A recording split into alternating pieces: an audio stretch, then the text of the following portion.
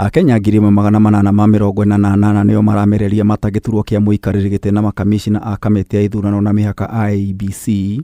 O nĩ kũringana na riboti ya kamĩtĩ ĩrĩa ĩthukĩirwo wĩigĩrĩrĩki wa kũihũria mathenya kamĩtĩ-inĩ ino rungu rwa mũikarĩri gĩtĩ Nelson Makanda. And as provided for in the IEBC Act, the selection panel, it says that it shall within 7 days of its appointment invite applications from qualified persons.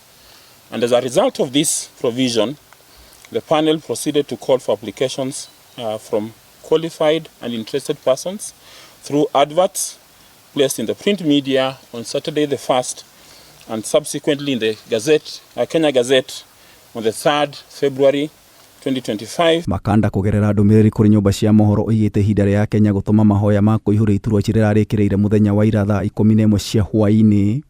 Mahoya ma makĩamũkĩrwo wabici-inĩ cia kamĩtĩ ĩno nyũmba-inĩ ya kaunti na mangĩ kũgerera nenda cia ũkinyanĩria. As placed in the advert, it shall expire at 5 p.m. on Saturday 15th February 2025. Amwe a Kenya arĩa makaiyũkia mĩeke ĩno matanyĩtwo kũihũria ithenya rĩrĩa rĩatigirwo nĩ mũikarĩri gĩtĩ wa IEBC Wafula Chebukati.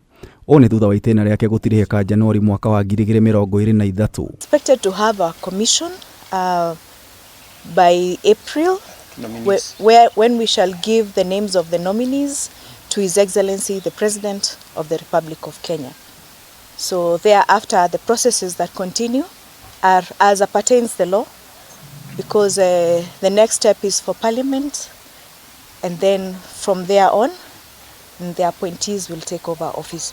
So if we give the names by the 25th of April, it means by May we should be having a commission. Makanda hithurĩtie kwa ihinda rĩrĩ timu yake ĩrathũrima marĩtwa maya mothe na thutha ũcio macabithie akĩhe Akenya kĩĩranĩro kĩa waragania mĩhang'o-inĩ ĩno yothe. Panel reassures the public that in the process of discharging her duties, members are guided by the provisions of the Constitution, the IEBC Act, Cap 7C, as well as other relevant laws, and we will keep to the fidelity of the task that we have been given, and will faithfully discharge it so that we give this country an honorable commission, and a commission that will foster democracy in Kenya.